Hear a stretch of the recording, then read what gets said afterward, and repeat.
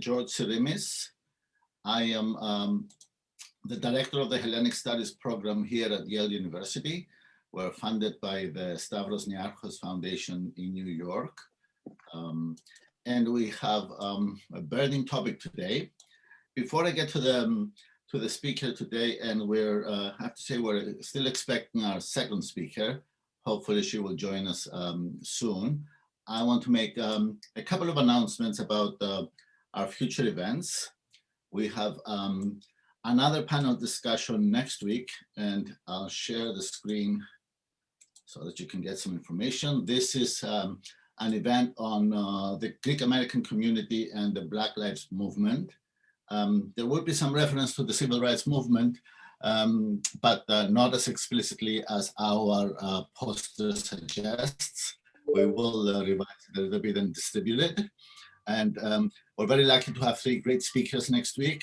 Matthew Jacobson from Yale, Yorgos Anagnostou from Ohio State, and Despina Lalaki, who is presently at the University of Amsterdam. And then in 2 weeks' time, we will have another event. This is the second lecture in our series on the Greek Revolution across the globe. The talk will be delivered by Maureen Santelli, and it's an interesting topic, I think, not explored before, the relationships between the United States and the Ottoman Empire during the time of the Greek Revolution. So I hope you will join us for both of those, but let's attend to today's topic. And I'm gonna start with my morning. The first thing on the news this morning from the BBC came from Australia. And it was about the pandemic, where apparently this morning in Australia, thousands of people took to the streets across the country, calling for the immediate end of this particular pandemic. Some wore black face masks with the words, "Enough is enough." Others carried placards decrying its causes. One of them carried a banner listing the names of recent victims. The rallies follow a wave of allegations of responsibility and culpability in some of the highest offices of Australian politics. They come amidst a growing global movement demanding that officials do more to protect the public and to hold those responsible accountable. On Saturday, as many of you know, in Britain, thousands attended a vigil for the pandemic's latest victim. On this side of the pond, House Speaker Nancy Pelosi said on Sunday that New York Governor Andrew Cuomo should seriously consider whether he can continue to govern effectively as he faces multiple allegations of contributing to the spread of the pandemic. The pandemic did not start anywhere in particular or at any specific point in time. We have all lived with it in one way or another throughout our lives, and it has been going on since time immemorial. And we have made great art of this particular pandemic. By now you realize I'm not talking about COVID, but I'll read the poet. Thou unravished bride of quietness, thou foster child of silence and slow time, sylvan historian, who canst thus express a flowery tale more sweetly than our rhyme. Beauty is truth, truth, beauty. That is all. That is all you know on earth and all you need to know. The truth is, it's an ugly beauty and a lying truth. And the ravished bride of the poem is no longer quiet. She has been screaming for centuries in our stories, in our paintings, in our statues, and more recently in our movies. And our flowery tales about her make neither sense nor rhyme. Their sweet flowers are also toxic. And of course, this is the pandemic that we have not dignified with a name other than perhaps patriarchy. So it's us too time, Australia too, Britain too, America too, and now Greece too. Welcome to today's panel. Our second speaker today is Maria Pentrarki, who has not been able to join us yet, so I will present Sissy Vovou, who I have the pleasure of having just recently met through a common friend of ours who is also involved in feminist issues in Greece. Now, Sissy is coming to us literally from the trenches. She's an activist in left politics and for decades has been involved with the feminist movement in Greece, both as an activist, a writer for human rights. She's also involved with an advisory and activist, a legal group called Tomov. And through that involvement, she has been promoting women's issues, including those of migrants and imprisoned women, women from all sorts of nationalities and countries, especially those that have been victims of violence or have resisted violence or have themselves responded with violence against their aggressors, whether they were husbands or strangers. She has worked also against the commodification of women's bodies of any form and has lobbied for feminist policies related to the autonomy and self-determination of women's bodies. She has also lobbied for equal payment and for quotas in leadership of various institutions, including the trade unions. So I'm very happy to introduce Sissy today. I'm not happy that we have to actually still talk about this topic, but I think the debate needs to continue because the problem seems to be intractable at this moment, even though there's so much resistance around the world. So Sissy, I'll hand over the floor, this virtual floor to you, and we can start with your presentation. Good afternoon. For you, good morning. For us, good afternoon. The virtual floor, yes, we are virtual people now. It has many good and many bad sides, technology. So we have to sort of exploit the good ones, I think, like meeting people it would be very difficult to meet otherwise, and speak with people like you, George, and like the audience that is in this meeting. So, you know, patriarchy, as you said, is a pandemic, but it is only 4,000 years now, supposedly, something like that. I hope in the next 4,000 years, we will have overcome it. We shall see. So I must say thank you for inviting us to tell our fascinating story of the Me Too movement in Greece, which you smartly titled Greece Too. We are a small country of 11 million people, as against USA with 330 million. We are 32 times smaller, yet patriarchy is similar, if not the same, in many parts of the world, especially if we speak about the industrial or post-industrial present-day world. We were so excited by the Women's March on Washington, and I must share my cup here. And this cup we ordered to women in prison who we go and support, and they needed this for, I mean, many, of course, for us, for some small income. So it has a big value for me. So the Women's March on Washington, when Trump was elected in the USA, was a great, and then we had the exciting Me Too movement that took international dimensions and inspired countless feminist collectives and individual women around the world. USA is a big and influential country, exporting or inspiring the good and the bad, in my opinion, of course. This women's movement was exemplary and very inspiring for our effort for a world without violence against women. So if we say we are a small country, and many of you may know the important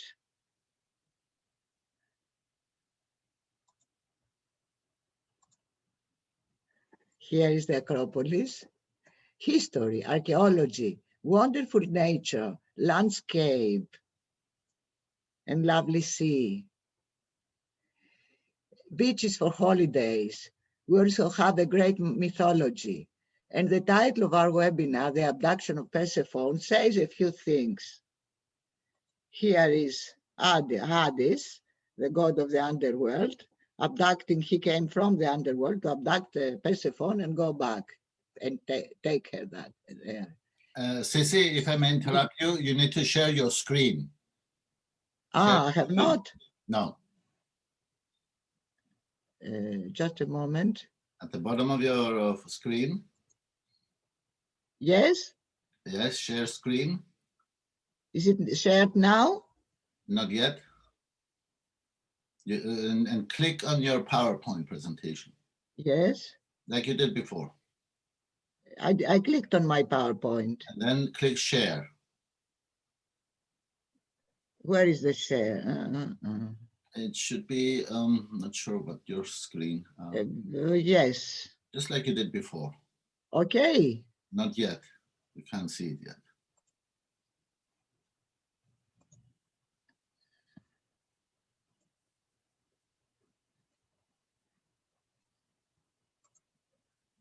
Okay, good. Great. Now choose your presentation. Yeah. All right. So do you see my picture now? Click on the PowerPoint presentation. Click on it. Yes. There you go. Is it okay? Yes. Thank you. Okay. So this is Hades, the god of the underworld, who is abducting Persephone. And she suffered in the hands of the man who abducted her because he fell in love and could not care less about the opinion of the woman. He did want to be with her, and he just took what he wanted. But the prime god of mythology, Zeus, was even worse with women. Here, can you see me okay? Hello? Yes, we can see. You can put it on full screen as well. I think I better leave it like this. Okay. Go ahead, yeah. So he transformed himself into a bird, a bull, like in the picture, or anything, in order to cheat any young woman he liked and impose on her his wishes and the way of life he chose. So there is not only philosophy and democracy in ancient Greece, there is all this mythology that reveals the position of the women some thousands of years before. But in the past 2 months, we are so happy when we see that all the plights of the feminists, all the struggle to create space for the women to resist violence or to speak about it without fear or shame, have some important results with the beginning of the Me Too movement in our small country, which very smartly was named Greece Too. So we come to January 14, 2 months ago only, when we had the event that unfolded very quickly after a famous athlete broke her silence after 23 years of trauma. Sofia Bekatoru is a champion athlete, an Olympic gold medalist in sailing, gold in 2004 and 2008, while she won many other medals in European events. 14th of January 2021, she spoke in an official webinar organized by the Ministry of Sport under the title Start to Talk.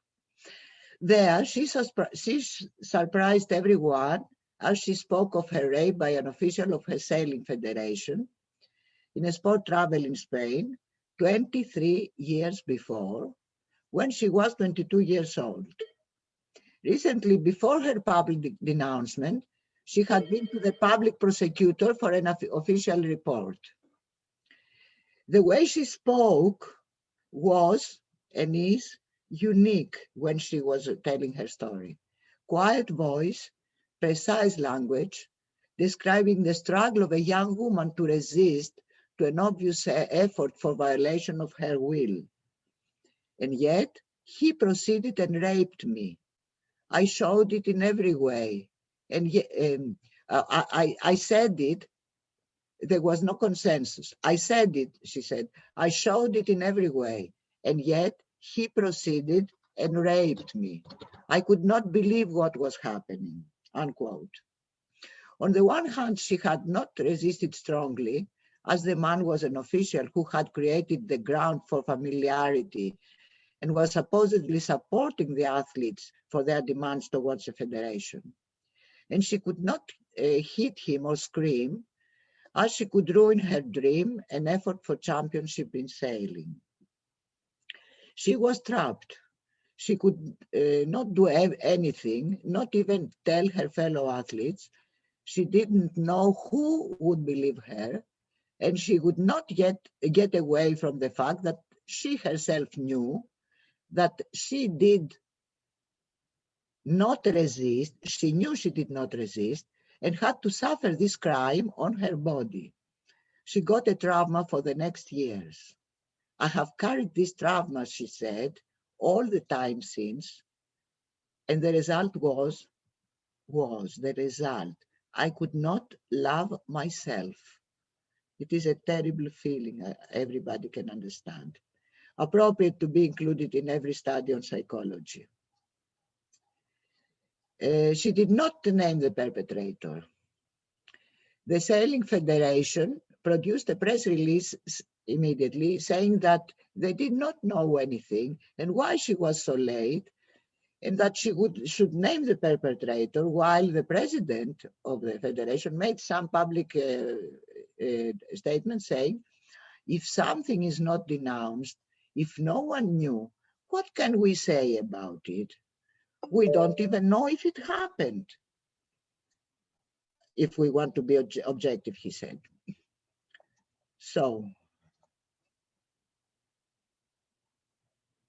the next day, his name was revealed, and the photograph, as you see, his name was publicized, so a big discussion started with a question, why so late? Why now? So Bekatorou found herself in a very difficult position, while the feminist organization started immediately saying, we believe you. And there was a very strong wave of solidarity. So 4 days later, the president of the Republic, who is a woman for the first time since 1974, invited Bekatorou in the presidential mansion, and she made very good comments saying that all women should speak about violence they have suffered. Then the prime minister said similar things. All this detail is to give you the atmosphere. It was a very bold action on the part of Bekatorou, and a very tremendously difficult situation in the beginning. It was not easy in the first place for such accusation to find open ears in society. But all the ears opened suddenly, and the accusations of the sport in the sport field started following one another. Many athletes made statements for cases already statute barren.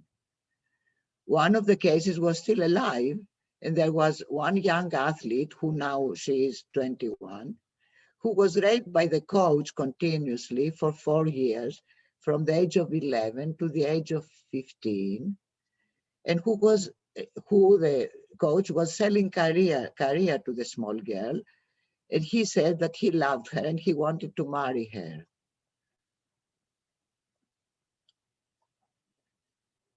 Of course, he was arrested and is awaiting trial for rape of minor. Bekatorou also helped the young woman to speak and lead the coach in front of justice. The whole atmosphere was smelling feminism and women's rights. The media found out suddenly what is happening, and they spent programs and hours on these accusations. Students followed very soon. Here is the University of Thessaloniki, one of the biggest in the country. In some universities, 3 or 4 universities, and some mobilizations took place in front of universities. Unfortunately, there have been not legal procedures yet, as many of the acts have been statute barren, but a big movement is boiling in university of the young ladies, of the women students, but they have much support from many boys also. Some journalists also made accusations for case of serious sexual harassment, Like one journalist who went to take an interview from the then Vice Minister of Defense.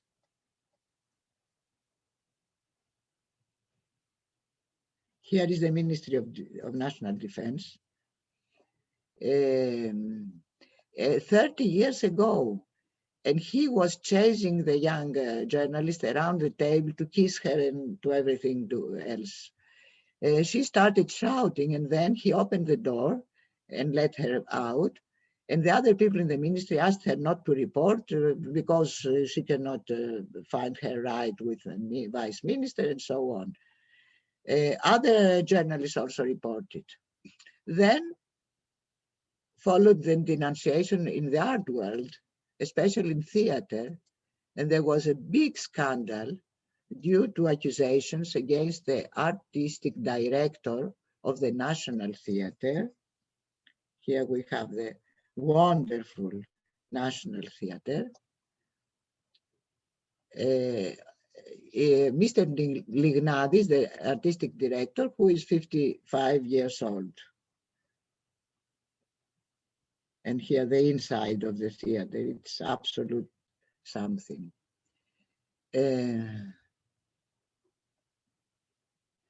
When these accusations were made, the Minister of Culture, who had appointed him without correct procedures, tried in the beginning to cover up for him. She is the Minister of Culture and he is the actor and director. While he was accused by many young men for rape of minors, and he was arrested 21st of February,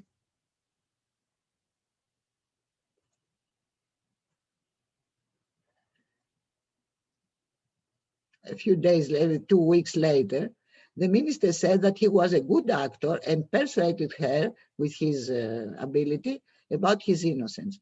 He resigned his position on the 6th of February due to the undocumented, as he was saying, charges, rumors, and the minister accepted his resignation, but said she was persuaded for his innocence.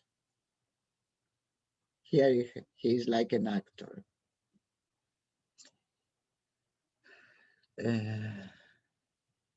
She did not expel him and covered up for 2 whole weeks.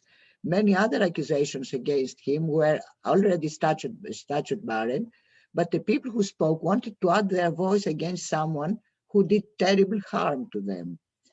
According to the claims, which are dozens, this man was acting as a rapist of minor boys for 30 years, using his talent, education, position in the theater, in the theatrical school, long before he became a director, of course. It seems it was not difficult for him to mislead young boys and to persuade them, even for a short time, that he would open the big doors of art for them, selling dreams. Justice acted quickly on this case and ordered his arrest, and now he's awaiting the rest of the procedures, which will take some time to be completed in order for the court case to proceed. Because of the cover-up, there was a big movement of hundreds of people outside of the Ministry of Culture, which said the Minister Mendoni should resign. But neither the minister nor the Prime Minister thought of this, considered it appropriate. Many other actresses and some actors made accusations against superiors in the theater for sexual harassment, but also violence in the course of their collaboration because of the strength of the perpetrators and the fact they were holding the careers of the victims in their hands, as it obviously happened in the sport world, where I said some things. Therefore, they could act as they pleased without respect to the personalities of their colleagues. The Union of Actors received hundreds of reports, and is collaborating with justice authorities to try and see if the other charges will be pressed. Here is the logo of the Union of Actors. Already some important, in quotes, artists have lost their jobs as they have been ridiculed by the claims and by the claims, and their names are so ruined that they have lost the ability to influence people concerning their positions and their art. Here is Mr. Kimoulis, one of the most important actors, unfortunately, as the one before was very important actor. They have lost hegemony that they might have. They were punished professionally before they even went to court, which is possible in few cases only, as few of the offenses to go to court, as few of the offenses are criminal, and the time for statute barring for non-criminal offenses is short, is usually 5 years. Here we have another of the accused actors who lost his job, and here the two of them together.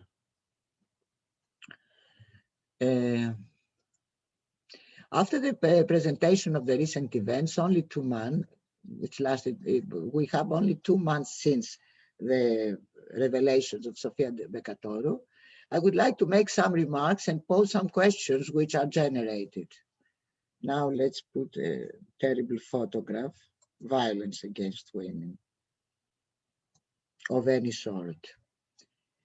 So violence against women is structural, relate to the unequal position of women in the world, not only in the present day capitalist world, but coming from some thousands of years before.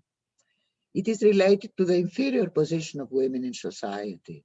So when we say to women that they must speak, that we believe them, we cannot forget their bonds, primarily family bonds, that prevent women from defending themselves from violence.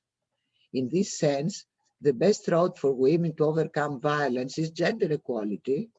And I should add here people's equality, not only gender equality, we need also people's equality. And we should never forget the saying of Mahatma Gandhi, when he said that there is no greatest violence than poverty. So the Me Too movement is more difficult to spread to women of the lower classes who are less educated and have fewer opportunities. But most of all, the lower classes women find it more difficult to get support. Of course, we, the feminist movement, do support them, but we don't have such big approach. And as it is proven in the Greece too, there are men or even young boys who are oppressed and suppressed in conditions of violence, or sexual violence and rape, in the framework of hierarchies, which may be economic, spiritual, intellectual, racial, or due to sexual orientation. And also we can never forget that apart from hierarchies, there is patriarchy, the male superiority over women or other bodies. So, and to have a question related to the presumption of innocence, which is a milestone of the legal system of a state ruled by law, like the Greek state supposedly. And on the other hand, we have the reality of cover-up or concealment, and thus the presumption of concealment, if I may use this phrase, instead of the presumption of innocence. We saw it very well in the framework of this revolution in the last 2 months. And justice as a structure is based also on patriarchy, like all structures, and any change in justice is difficult and slow. Thus is the Me Too movement, with all the accusations against superior people, supposedly superior, can it counterbalance the state of law? And also, we never forget that superior is not only the director of a theater, but also every husband in every couple and the man in every family. So not all men are the same, of course, hopefully. We know that. I have a son also. And of course, he's feminist from the baby god. Not all men are violent, but the presumption of superiority is present in any circumstances. After all this, we fight for change in laws, change in education, change in the application of the laws, and very important, the quick bestowal of justice, as in Greece, it goes like a tortoise, and the cases are dragged for years on end. The quick response of justice described above, as we showed in the history, it's very rare, and due to the big scandal that shook our society. So, I want to conclude with something more optimistic. Optimistic is the whole scene of the Me Too movement in Greece. We are happy when women speak about violence, when they revolt against it. The struggle is long, but it has some turning points, and the Me Too movement is one of them. In the last photo, mass demonstrations in Athens, despite all the measures against the pandemic. Thank you very much. I hope to continue in the course of the meeting if you have any questions or comments or anything. Great. Thank you, Sissy. And I also want to tell our audience that unfortunately Maria, our other speaker, could not come. She had actually warned us that she had serious health issues and she may not be able to join us. So I apologize on her behalf, but also extend our best wishes for her recovery. So I have a few questions for our speaker, but I will defer first to our audience. And maybe, Sissy, you can unshare your screen. So I don't see any questions, so I will pose the first one. Sissy, one of the responses to particularly the scandal with Lignadis has been... Did I unshare it or not? Not yet. We're still seeing your email. Maybe we can disable your hosting. Stop share. Stop share. Yeah, stop share. Okay. I'm okay now. Yes, great. So one of the criticisms that has been circulating, not so much about the perpetrators or the accused, is about the whole institution, let's say, of theater, that everybody knew but nobody spoke. And of course, the problem there is how do people step forward and speak on behalf of the victims who are not yet willing to reveal their experience? Είναι όνη εκδήλωση. Άρχισα από τις 6, εντάξει. Yes, you talking to Maria? Yes, I'm sorry. It was about the event. Okay. Yes. Yes. So let's suppose I am... This man was doing this kind of criminal activity for 30 years. I agree with you, but how does one who is not implicated in these cases make these allegations public without exposing the victims without their consent? That is the question that is sort of posed to those that have been witnesses to such abuse. Is there a mechanism that people can report these abuses without revealing the identities of the victims? That is not possible according to the justice, because if you make a criminal act, we must know who you made it against. Otherwise, justice cannot act. Yeah. Suppose, yes, let's say I'm aware that so and so was abusive to somebody, but the victim is not willing to go public. How can I, as a concerned citizen, initiate any action against the victimizer without the victim willing to testify? If the victim is a minor, the public prosecutor Yeah. will take care of the victim and will invite the victim, try and put psychologists and so on in order to find out what happened. Yes. If they are adults, it's very difficult.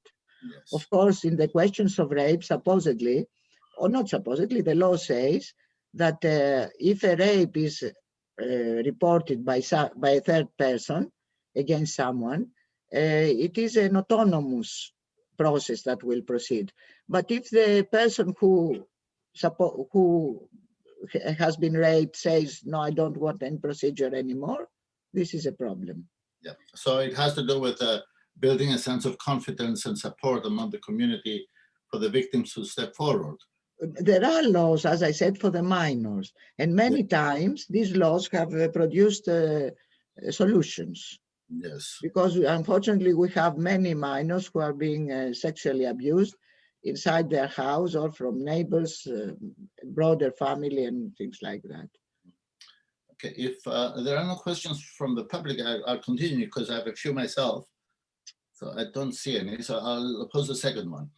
The case of Mr. Lignadis became immediately very politicized, and the conversation shifted from the victims to the Prime Minister, the Minister of Culture, and the opposition.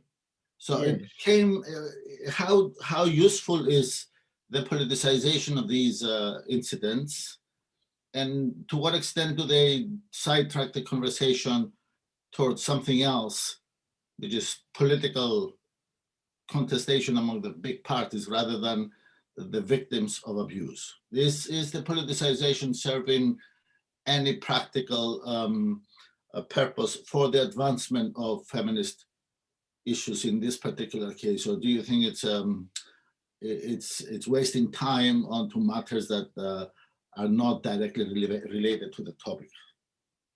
Your question is very fair, and we have discussed this thing when it was on.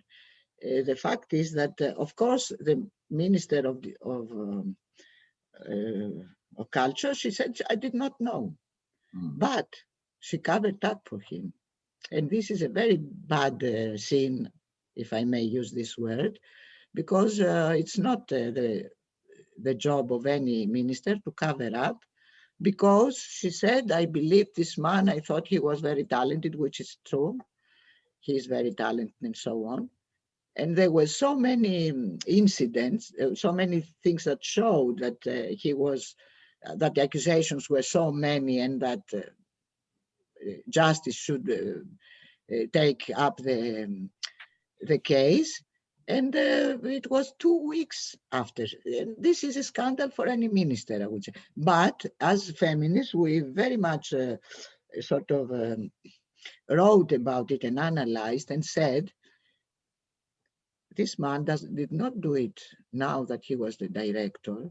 He was doing it for 30 years, as it is obviously. Yeah. So the most important thing is not that he was a director, but he was a man of course, career. And that because of this career, he was abusing young boys. Mm-hmm. Not only because he was a director, before he was not a director. Yes, yes. We have a question from Paris Aslanidis, who says, well, I'll read his question. I think that public discourse has switched from sexual harassment to pedophilia, hurting the cause of the feminist aspect of the movement. At the extreme, we've seen conspiracy theories that sound like the Greek version of QAnon. Do we need to realign the issue? So the question is has this become a question now of pedophilia and about older men with younger boys, to the exclusion or neglect of what is happening at the broader level with women in particular? So these questions of sexual acts of rape and so on are connected with pedophilia, of course. Of course, pedophilia is not the absolute concern of the feminist movement, but it's a broader social question. Nevertheless, those who do it are men. And most pedophilia is inside the houses, either by father or by broader family and so on. I would like to reply to your the man who questions that we do have a lot of concern about pedophilia, but the whole case is mostly 75 to 80% about women's rights, Yes. either sexual harassment or rape or violence at work related with sex, with gender. Do we have mechanisms that can detect such abuse within the home? I have a particular example of what happens here in the US. I have a good friend who has a 14-year-old son, and when she accompanies him to the doctor, at some point, the doctor asks the mother to step outside so that the doctor can have a one-to-one conversation with the 14-year-old for whatever issues might be happening. And I think that's a great policy here in the US. I don't know if it's done in other medical establishments in the country, but it is one way to access these young teenagers alone and have some kind of a conversation without the surveillance of the parents. Do we have anything analogous in Greece? Can you imagine some other kind of structure in Greece that might allow specialists or social workers access to children that might be at risk? And only when the court is involved, the public prosecutor will make an order that this child should be seen by this and that psychologist without the presence of father, mother, and so on. It has to be a court order. So after it's been reported then? Yes, but I would like to, I must tell you that Maria Pentrarki, the other speaker, I'm very unhappy that she could not make it. Yes. She was going to say, because we spoke a little bit these days, yeah. In the the beginning of the 2000s, she was a teacher in the Technical University of Patras. Mm-hmm. And there she proposed that they should have regulation for the conduct of the teachers, of the students, and so on. Among inside the regulation, there should be the question of sexual safety of the children, of the students, and so on, and the punishment of any persons, adults, who would violate the students. Yes. And they made the Council of the Teachers made a revolt. Why? She proposed. To propose such a thing, it means that you imply that there is such a thing in this university. Yeah. So there was no regulation in any universities in Greece on this question. Of course, now the government says, and it will take place, of course, because there is a revolt, that all the regulations would include the question of sexual harassment, rape, and everything. Yes. If I could address our audience and ask you to pose your questions in the Q&A function of the screen rather than in the chat, because it's difficult to watch out for two different fora on the application. So I have a couple of other questions, but I'll go first to what I see here in the chat window. So please pose your questions in the Q&A. One is from a user here. I don't really have an April householder. How can we create solidarity among Greek feminists worldwide? For example, the audience member is a Greek American of the diaspora and a feminist. Is there a way, she says, for us to pull together and create change? We have our website and our mail and everything. So we are very happy to see such women who want to create bonds, and she can write, and we can make correspondence, and she can contribute to our work, or sort of arrange together some kind of work. Mm-hmm. Okay, so April, you can contact me and I'll give you Sissy's information. There's also a question from Stephanie Lewis. At my university, there's a process of reporting sexual harassment and abuse, as well as a policy against retaliation. So reporting victims can speak with less fear. Are policies against retaliation part of the Greek II movement? Is the Greek II movement establishing or drafting at least proposals for legislation to protect victims that come forward and speak and then need protection from retaliation? There is very little support of such kind, because you must know, our audience should know, that our social services are quite weak, because the government does not give very big interest to the social services. They have other interests, and this is diachronic, it's not present, and we always fight to increase the social services. But I must say that in every court case for trial, for rape and so on, trial for rape, the first thing that the solicitor of the accused will say is, if you don't win to put us in jail, we will make a libel suit. So the libel suit is very big threat. It's not easy. That's why many women don't go to court for rape.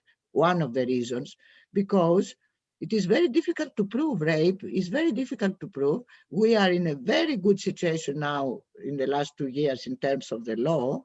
Nevertheless, we don't have services, social services, and so on. So it is a very big drama that only about 10% of the rapes are, as the data show, 10% are taken to court, and only of those, less than 50%, of those 10%, less than 50% end up in jail and so on, of the perpetrators. I want to return back to this question of the structure of abuse. And a lot of these cases that have become public come from institutions that have their own kind of enclosed and sometimes insular culture, whether it's sports, theater. And one should also mention here the church. And we have not heard reports about the church, yet there is a status of the church, what we say, kratos and krati. Do we have any idea there's abuse, let's say, in Mount Athos? We know anecdotally through literature of such abuses. Is there any kind of broader scrutiny of other institutions, let's say the military? I know that, the Greek military, there are certain functions that women can hold. Hello, Maria, and welcome. Hello, Maria. It's good to see you. We are at the Q&A section, but I think we should suspend the questions and give you the floor. And apologies to our audiences who may need to leave at some point, but at least I'm happy we have Maria with us today, and I'll come to the questions at the end of the session. So Maria, I have not presented you, but I think I will defer that part of the conversation just to give you more time to speak. Okay. Maria Pentrarki comes to us today from Queen's University, Belfast in the UK, not in Ireland, as some of us might think. She is a sociologist by training and has been for 25 years working on topics that we have been talking. So I am going to be quiet now and disappear and let Maria take over.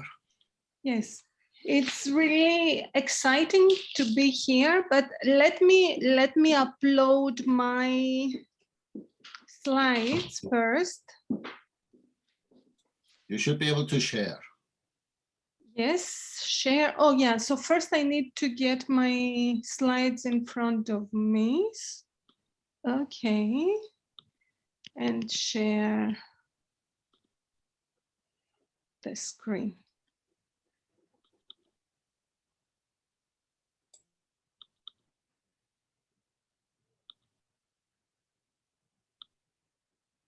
And where is this?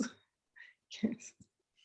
So it's good to be here, and it's exciting to see the impact that the Me Too movement has brought across the world and in Greece. It has been exciting to see the wider social recognition of the sexual violence against women that the Me Too movement has brought. I would like to open a parenthesis and say that even though I will be talking about women as survivors of violence, of sexual violence, due to the statistical prevalence, I clearly acknowledge that that women are not only the survivors of sexual violence, and that men are not only the perpetrators. So I would like to say that it has been really exciting to see that sexual violence has been recognized now, and it has been part of the wider public debate in Greece. What has been previously been ignored, dismissed, discredited, and punished is finally taken seriously by larger segments of society in Greece, and not only. In my presentation, I will briefly outline 3 points. I would like to briefly discuss Persephone's rape and sexual violence and the current socio-economic context in Greece. Then I would like to talk about sexual violence in the women's movement in Greece, and I will then continue discussing the historical inaction that we have in Greece, and end with some concluding reflections. So, in terms of the first starting point that I want to make is, I would like to start with Persephone's rape and sexual violence in the current socioeconomic context in Greece. The point that I want to make is that in the same way that Persephone's rape cannot be examined outside the absolute power of Zeus, similarly, we cannot approach the discussion on sexual violence outside the neoliberal capitalist patriarchal structures and the rising levels of inequalities which result from them. Some of you will know, but Greece, compared to the European Union, is at the bottom in terms of the European Union's gender equality index. Greece is so behind. Greece has always been behind, and it had a lot of inequalities, but these inequalities have been exacerbated due to the last 2 crises. The first crisis was the financial crisis of 2008, and the second one, the unfolding of the COVID-19 crisis. As we know, crises have clearly gender characteristics. There is a gender nature of crisis, and the impact are clearly gendered. Just to give you an indication in terms of the rising levels of inequalities, I want to briefly mention the unemployment rate. This is in November 2020, while the unemployment rate of women in USA was 6.2, the average unemployment rate across European Union was 7.9, while the unemployment rate in Greece for women has been 20%. The unemployment rate of young people has been much higher in Greece, so the overall unemployment rate of youth, youth in Greece has been around 34%. The unemployment rate for women, it has been much, much higher. I wasn't able to locate the unemployment rate in November. There has been out, and I looked both at Elstat, which is the Greek statistical agency, and the Eurostat, which is the European Union Statistical Agency. They weren't yet there, but previously, when the average unemployment rate of young people was around 34, the unemployment rate for young women was around 50. So 1 out of 2 young women face unemployment. Just to show you the next slide, so you will understand again how we have had the rising level of inequalities. This graph starts mapping the women's unemployment from 1991 here, and during that time, 1991, women's unemployment rate was 13. Here, which was 2008, just before the financial crisis, the global financial crisis broke in Greece, the unemployment rate of women had dropped a bit, and it was 11.53. But since then, when the financial crisis, and as it was very skillfully reframed as a public debt crisis in order to implement further neoliberal policies in Greece, when that happened, and in 2013, the women's unemployment rate reached to almost 32. It was 31.32%. And at that time, more than 1 out of 2 young women faced unemployment. Since 2013, unemployment rate has been dropping slightly. And here we are at 2019, where the unemployment rate was around 21.5%, still double, much more, almost double since the beginning of this graph, which was 91. And as we know now, with the unfolding of the COVID-19 crisis, women are the ones who are more seriously affected, and we will be seeing a spike again of the unemployment rate.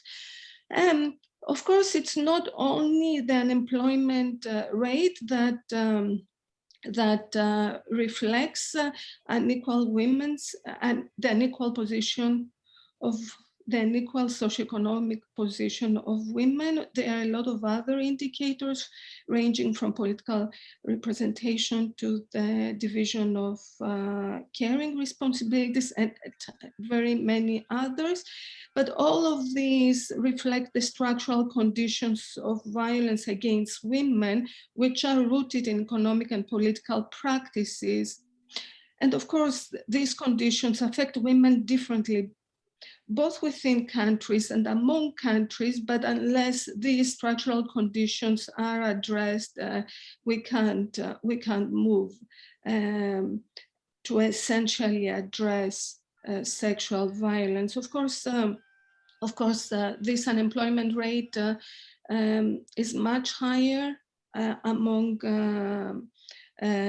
Roma women, undocumented women, and the lives of marginalized women, such as refugees and undocumented, and women in prison, are much more exposed to violence, to many forms of violence, and we need to remember that. So unless we change the wider context, it will be hard to sustain any real change, such as the one promoted by the Me Too movement. So moving now to the second point of the presentation, was that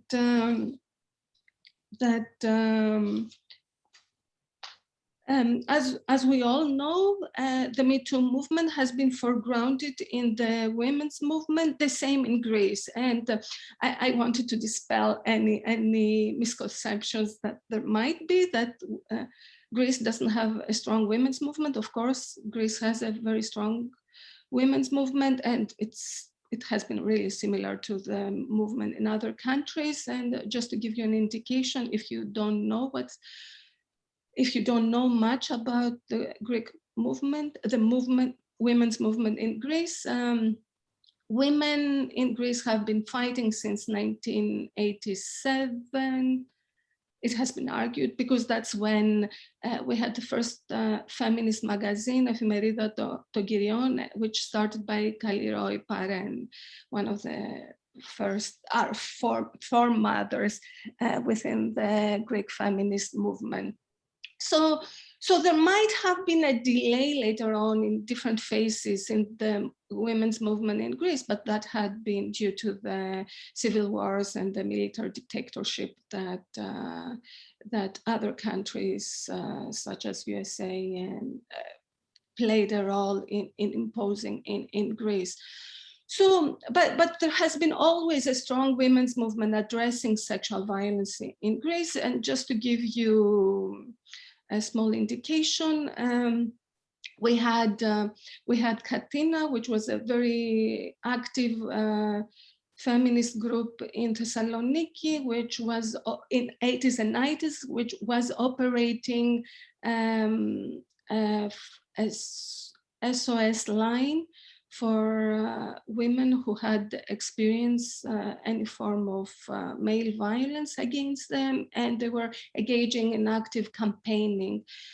That feminist group was primarily consisted of working class university students who were addressing the issues, and of course after they graduated, they kept going until formal structures came. Because at that time, we didn't have any formal structures in Greece. We had other groups, such as a similar group. That time, it wasn't the working class, it was mostly a middle class group in Athens, which operated at similar time. SOS line again, and they were also actively campaigning to address issues of sexual violence in Greece. But despite all of this campaigning, there was a patriarchal conspiracy of silence, and that campaigning met an institutional inaction. And with that, I would like to briefly move to the third point of my contribution, where I want to say that even though power structures might act surprised now about the prevalence of sexual violence in Greece, they were informed. They were informed by the women's movement, who has been operating as in almost every country centuries now, and more actively the last decades. But they claim to be surprised. But just to give you a personal example of my participation in the women's movement, I have been in the women's movement in Greece before I moved to Western Europe. I was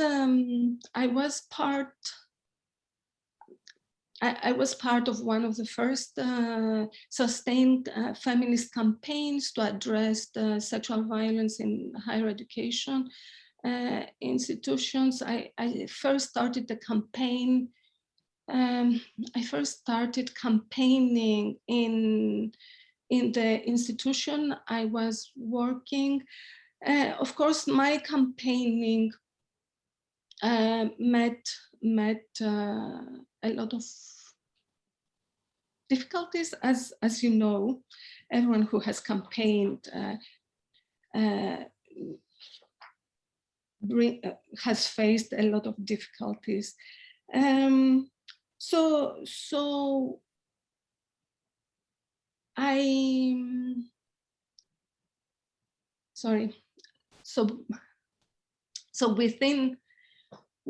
so just to give you an indication of what kind of difficulties did I face. So when the issue started being raised and being discussed, not only within the institution, but within the wider community, my then chair called me to tell me that the president of the Higher Education Institute had called her and had asked her to fire me, citing that it was unacceptable, that I am discrediting the higher education institution. And so she was told that my contract should not be renewed. But I was a tenure track. I was in a tenure track position. So luckily, being tenure track, that kind of protected me a bit. But you can imagine what has happened to so many other feminist academics and feminists, which they have been struggling to address these issues, either through collective campaigns through the women's movement or through institutional grounds. So really, here I was, being told that you better watch your back, because the president of the university, the president of the Higher Education Institute is looking for an opportunity to fire you. So trying to watch my back, in a way, and Sissy has been a great support, because we have been part of the same women's movement, and Sissy had late night calls listening to me. I have been facing all these issues, but I will continue, of course, and luckily being part of the women's movement and experiencing the solidarity that kept me going. But that process was extremely stressful, as you know, as you can tell, constantly having to watch every step that you're taking and having to be extra careful everything that you do, and trying to mobilize as many colleagues as possible, as many students as possible, and the wider community as much as possible. So in the process of trying to watch my back, I applied for funding, and I got some funding, and then I was able, some of the actions, some of the community organizing and campaigning actions that I was engaging, to include them within a funded project. So I had a bit of institutionalized kind of support, not really, but whenever anyone was complaining, I was saying, you know, I have a grant. So I'm doing that as part of the grant. And of course, I was doing that as part of being a feminist academic and being concerned about the extent of sexual violence and the abuse of power that it was going on, not only in the institution I was working, but across the higher education sector. So part of the campaigning, part of that campaigning, all the political parties were informed, public conferences were set up, where MPs from various political parties were invited and participated. There were a lot of grassroots organizing too, but there was also a lot of lobbying. All the higher education institutions in Greece, more than 12 years ago, had received packages, informational packages that was providing statistics about the extent of sexual violence and was offering recommendations in terms of policies that could be implemented. So it's not that they didn't know, they knew. But before I continue to that, just to add that throughout my feminist campaigning, I experienced other kind of attempts to silence me or sidetrack me. So just to give you another indication, around 2006-07, around 2006, at that point, I was the head of the social work department, and I think one of the reasons that I became the head was to kind of be again, to have a bigger status, social status, that I was hoping to be a protective factor towards my campaigning. So while I was the head of the department, I was also a member of the Senate. And while I was a member of the Senate, the president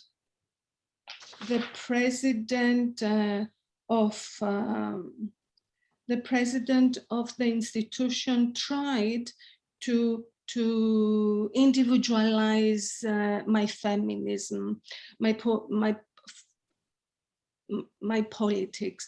How did he try to do that? During that time, there was a big public discussion, and there was a big attempt, actually, it wasn't only a public discussion, there was a big drive to privatize higher education.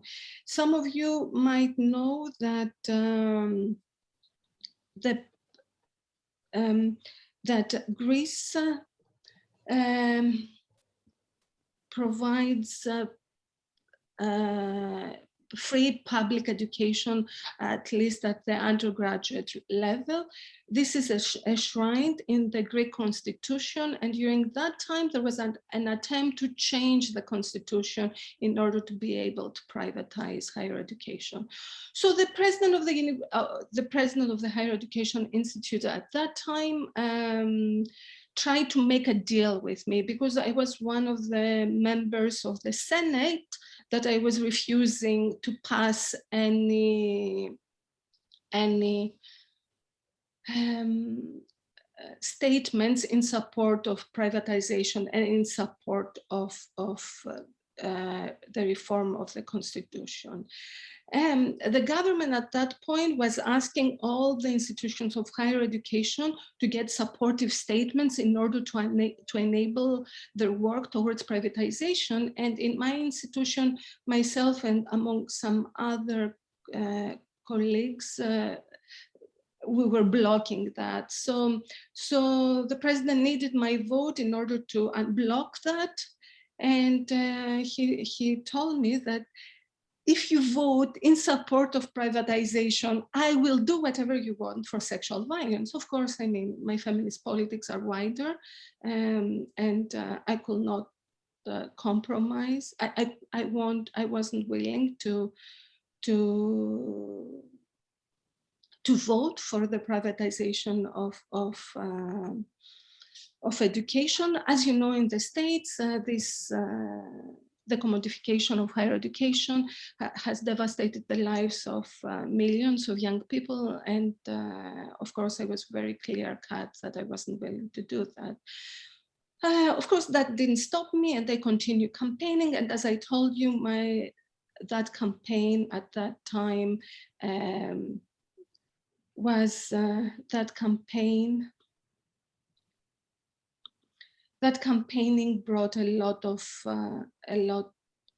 brought that campaigning made sure that the institutions knew about it, even though now they kind of they pretend that it's the first time that they learned about it. At the same time, while I was campaigning within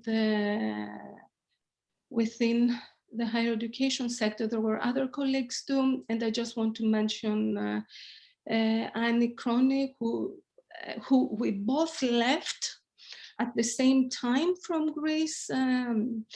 She was teaching at the University of Thessaloniki at that time, and as she's saying jokingly, actually, she's not saying that jokingly, but campaigning against sexual violence in Greece for academics has been an occupational hazard.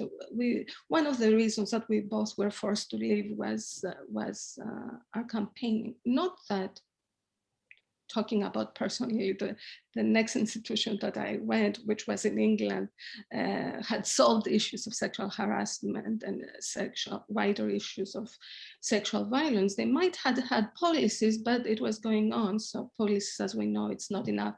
Anyway, going back to Annie,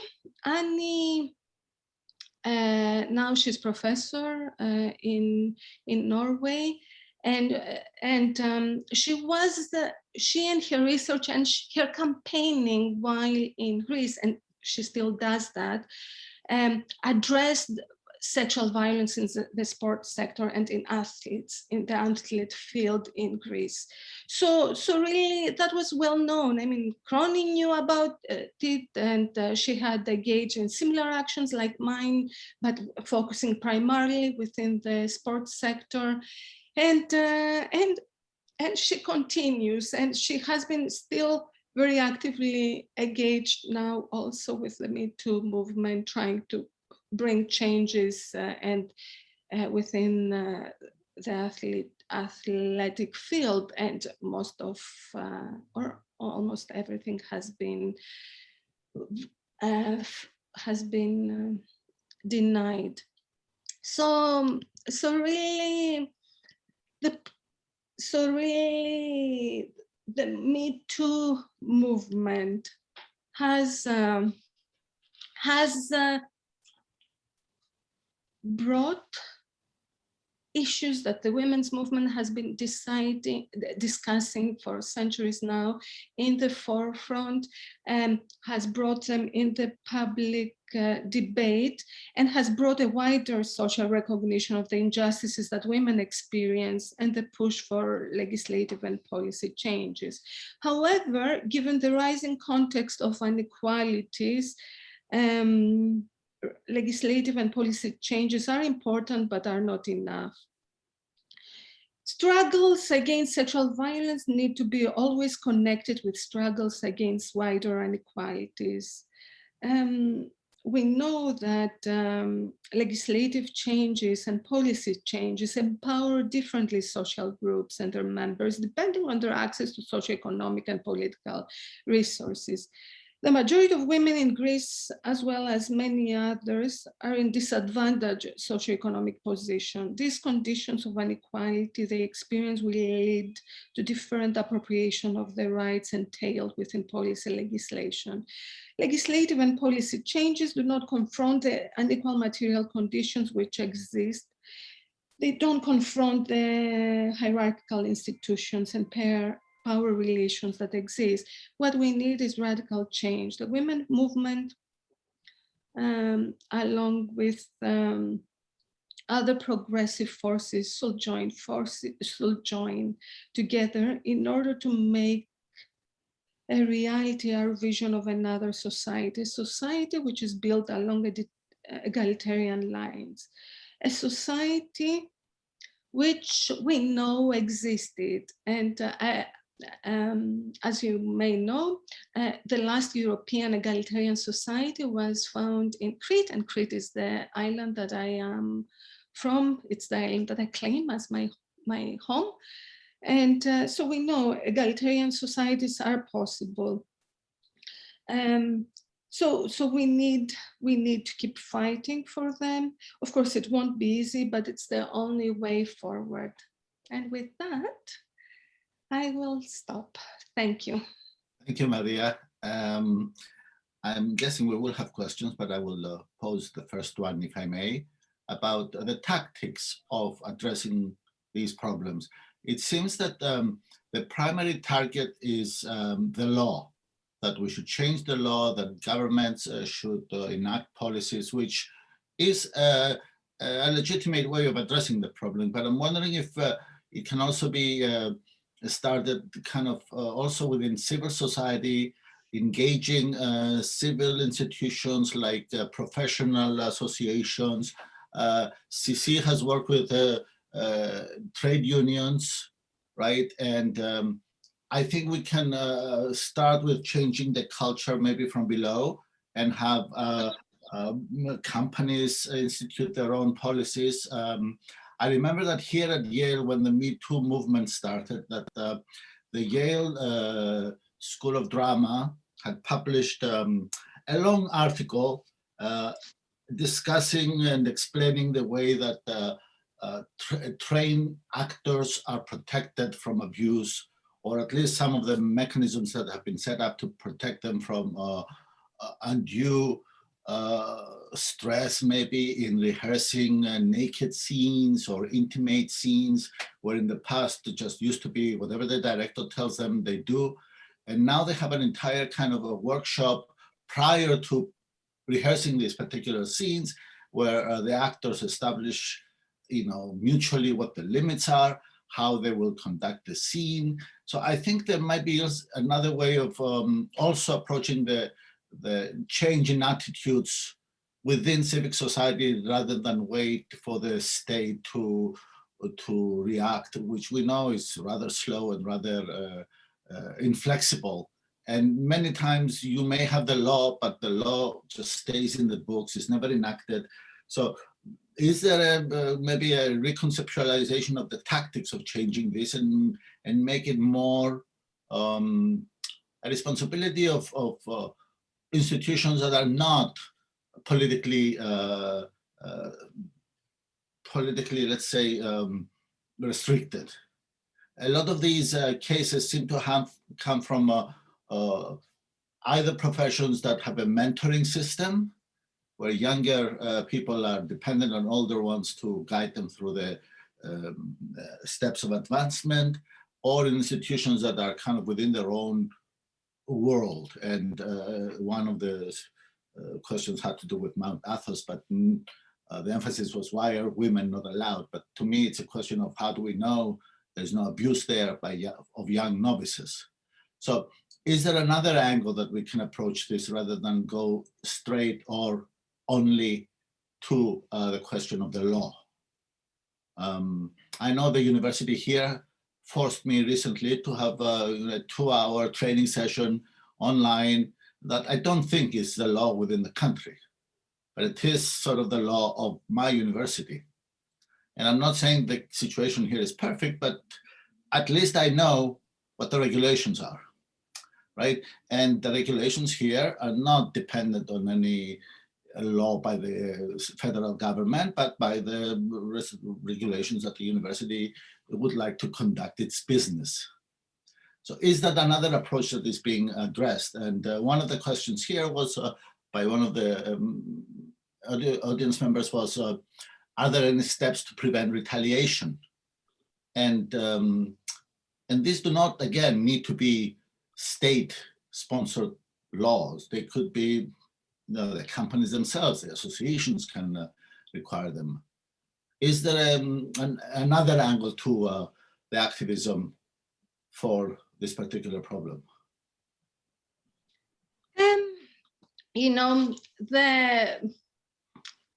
Through my many years of experience, I mean, nothing is really easy to be done. So there are, of course, small changes that can happen through a lot of different programs, and a lot of small kind of step solutions, like the ones you suggested. The reality, though, is that there is a lot of retaliation going on. The reality is that the material conditions are of inequality reinforce existing hierarchical power relations that really, unless this change don't happen, I mean, you're asking someone who has a very structural perspective. So trying to come down with very small steps, it's hard because I'm thinking all the women that are exposed. I'm just thinking about the undocumented immigrant who works within a household, cleaning the house, and she's exposed to sexual violence. What can she do unless her socioeconomic position changes? I mean, I'm thinking about the woman in prison who faces, even within the prison context, she faces sexual violence. So I'm not the best one to ask because I have a very structural perspective, but they are. I mean, they are prevention campaigns that can start from elementary school, trying to change the attitudes. I'm sorry, I'm interrupting you. Go ahead. Complete your. No. I was saying that even.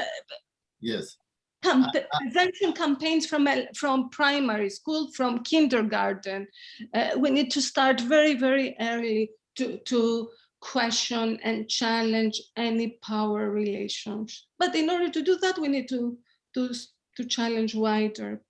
Yes, and obviously it's easier for somebody on the outside to tell you how to do your job. But I have one particular example, and I have to reveal my sort of prejudice in this particular case, because the program is funded by the Stavros Niarchos Foundation.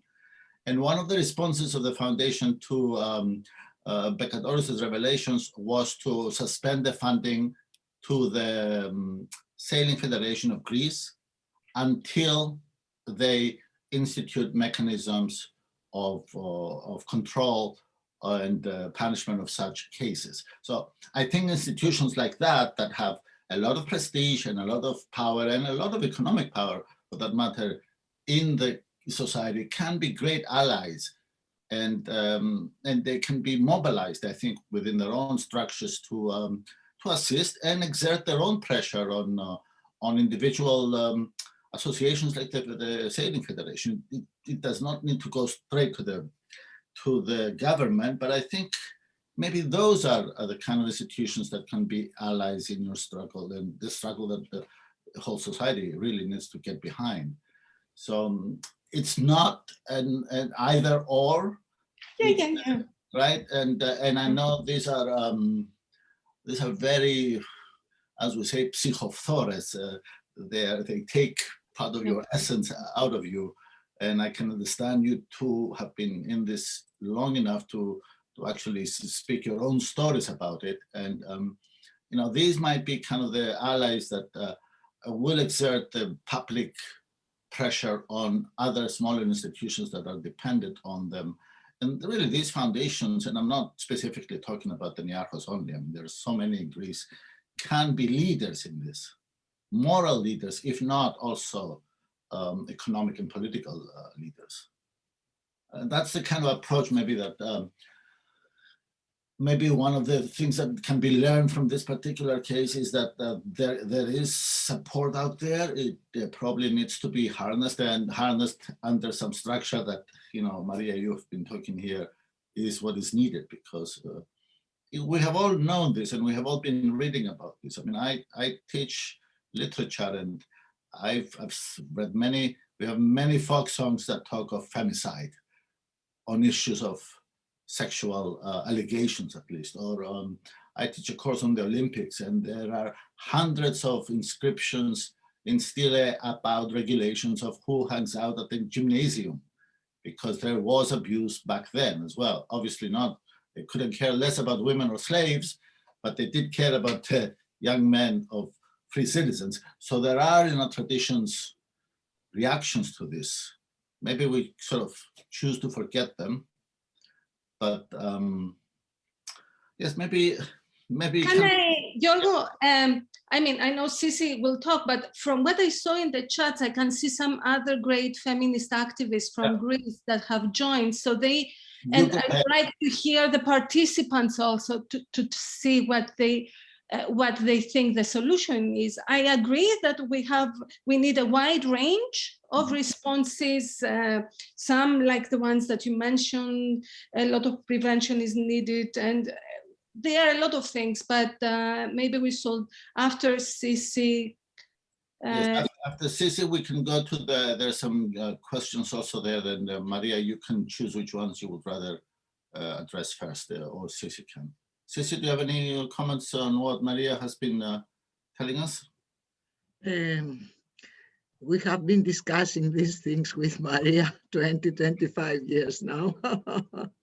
In the question of the foundation, as you said, Stavros Niarchos Foundation, and any foundation that wants to play a social role, it is a very big problem if we base ourselves to the money of any goodwiller, person or foundation of goodwill.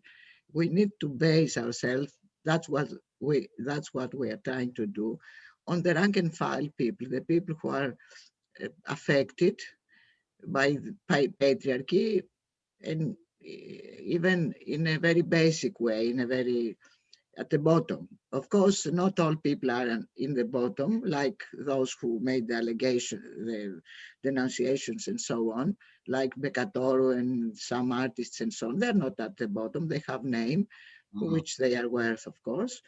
And but the problem is how to touch and to mobilize the women at the bottom. And if we are talking about institutions and so on, this poses a big problem because they have money, they are the hierarchy. Some of them have good ideas and proposals. Nevertheless, there is a chaos between the everyday woman and those people. And we don't want to depend. It is a different thing when we depend on government or European Union money, because we say that this money is the taxpayers' money. So we may demand that we get 1,000, 5,000 euro or something in order to make some activities and so on, to have programs, to make research and so on. But with private institutions, there is a problem. So this was the comment I wanted to make, because we are trying so much to mobilize the people at the bottom of society who need most the changes, because they are most oppressed of this. Now, I understand that the relative distance one must keep from such institutions. I'm not suggesting that they should be running the show, but I do think they have a role to play. I'm not quite sure yet because I'm not part of this movement actively, but one of the manifestations of what they can do is precisely this conversation, right? Yes. There is a space within an American university that can provide some window, as small as it may be today, that begins with a foundation like the one that funds us. And it's not the only one. That's what I'm suggesting. But Maria, if you'd like to address some of the questions, or Sissy, you can also see the Q&A, and there aren't too many of them that I need to intervene. So feel free. I'm sorry, you made the question, you posed the question before Maria came about the church and the Holy Mountain. But because Maria came, you said we discuss it later. Yes. It was a broad question about institutions that do have these mentoring structures that can cultivate and generate such abuse. And I understand, you are right to go to the very bottom of where the abuse is happening, but that's also where there might be less institutional support for the victims. And there is a question here from one of the audience who is a teacher and says, I've been subjected to such abuse and I don't know what to do. Should I just sue the state?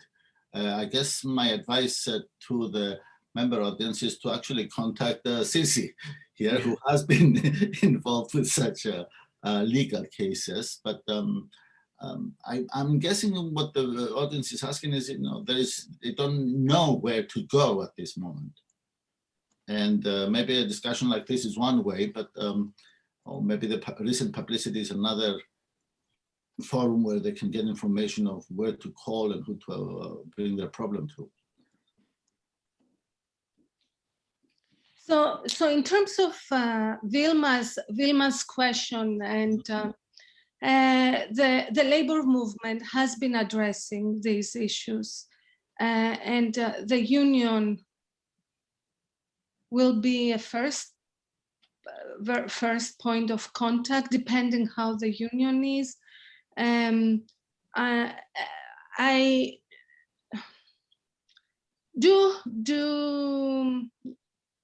Does the institution of education violates human rights? I mean, from what we know across the countries, we have evidence that it does, that it is a lot of the things that are happening violate human rights. Is that a way to go forward?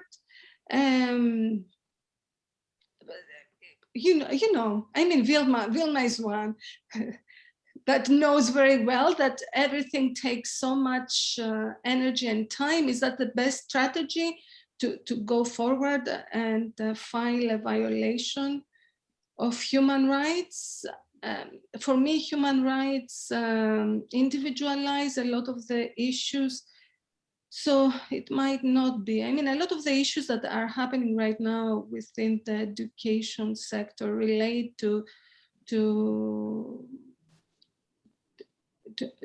social spending cuts and austerity, and how the pressure that exists in there, and the loss of the academic autonomy and the managerialism that exists, and these put pressures and exacerbate problems related to sexism and harassment. So really, I would like the labor movement to address these issues and put them on the forward, and while they are discussing for the protection of academic autonomy, to make these issues related to that. So that was first. Yeah, there is one last question about what has been the impact of the far-right movement in Greece on these questions? And I guess I can also pose the last question, if I may. Maria, you may be able to answer it. Now, so far, we've been talking about sports, theater, and what is the situation of sexual abuse within the university system? How much abuse is going on? Is there a forum where victims, students, faculty can step forward and bring these questions forth? So, so it exists as in every other sector, and it exists as in every other segment of society. While I was in Greece, there were whispers everywhere. And you know, and every feminist academic was getting everything from colleagues, from students. Everyone was coming to you to tell you, you know, this is going on, and expecting you to take action. So there was campaigning through individual feminists, as I said, and there was one, Annie was another one, and there were others too. And we were networked, and we were trying collectively to change also things. And through that campaigning, as I said in my contribution, there was all institutions were informed in Greece that sexual violence is going on. All they were informed about the need to take policy, to implement policies. All they were informed about the possible steps that could done. While I was there, almost none of them had addressed anything.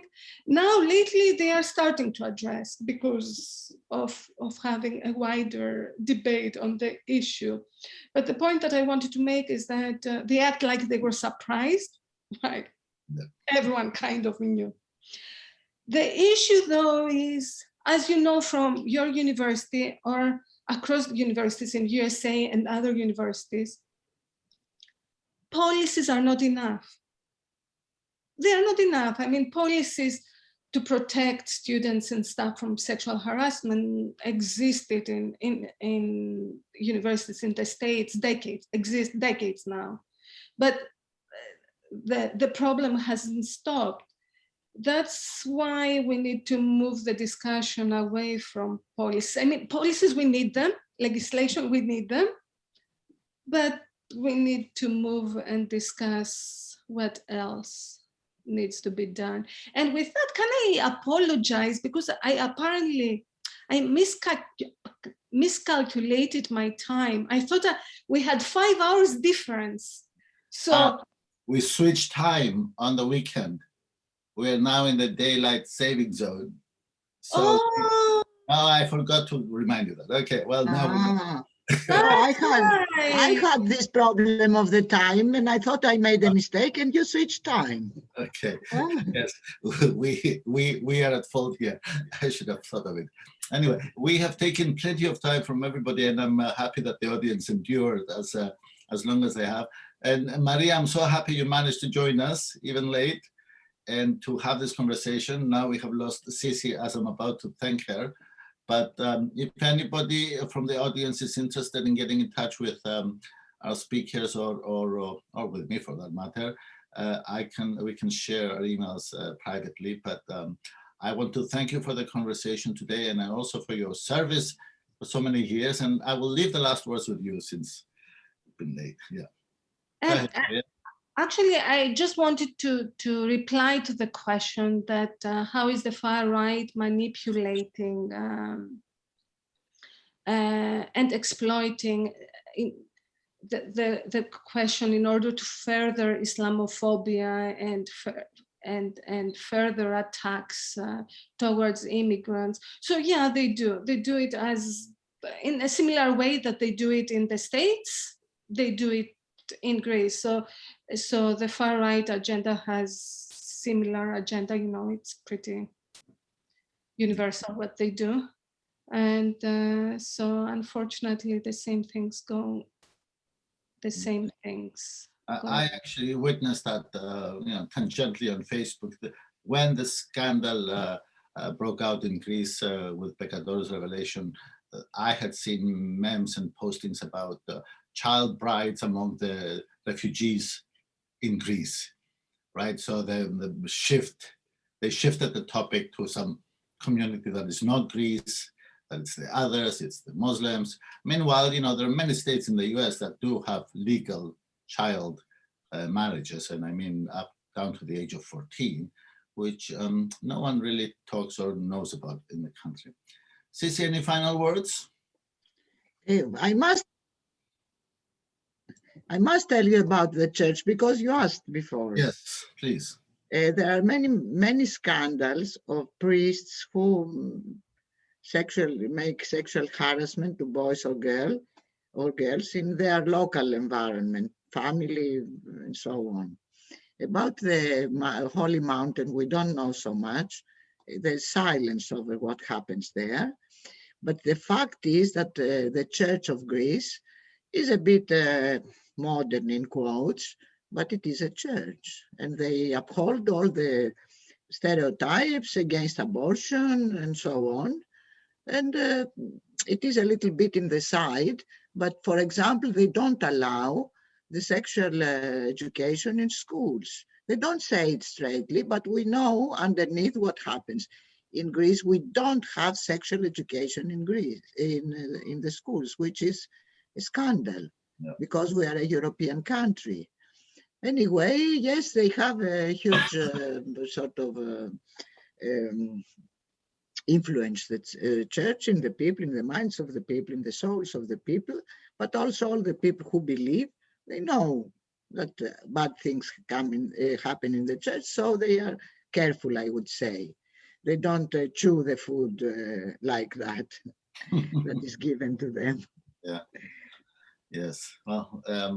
So about the far right, I should say they are very much against the immigrants.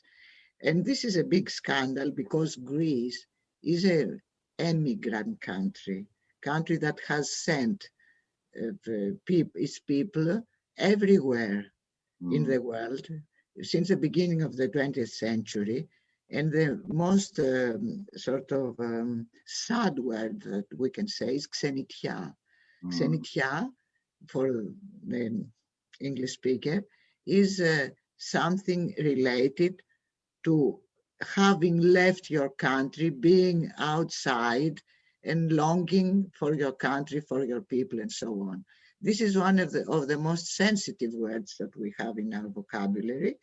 And so they are very, it is a scandal that there are people, Greek people, that don't understand what the immigrant mean, the migrant mean, because we have the immigrants and the immigrants, but all of them are people who want to make a new life. And if you like, the history of humanity is the history of migration. Yes. We must know that. So we have a big fight with the right wing, the extreme right, but sometimes you can find the extreme right, the ideas of the extreme right into the official party, especially of the right, but in other parties as well. So the fight goes on. Yes. And just to give an indication to what Sissy was saying, there was a small symbolic indication. In Greece, there was a general secretary of equality, which was renamed into family policy and demographics, something like that, which, I mean, yeah, which is something that appeased the far-right agenda. Yes. But I mean, it's a different point, but kind of connected. But it is related. And also, I mean, in migration, remember we had this practice of brides being brought over to marry men that they had never met. So it's a much broader issue of how gender played into migration as well, even in the history of Greece. So, well, this has been a very rich conversation, and I'm very happy we did this. I have to send my thanks to Nena Venezano for introducing me to both of you, and maybe play one of her songs, which is an ode to Lilith, the first woman that was cast out of paradise because she objected. And maybe in some other panel discussion, we can start with that beautiful song. Thank you, Maria, and thank you, Sissy, and everybody who has attended today. Thank you for the invitation. You're welcome, and I hope we can continue through some other collaboration in the future. So thank you for showing up with us, and we'll see you at our next event. Goodbye, everyone. Goodbye.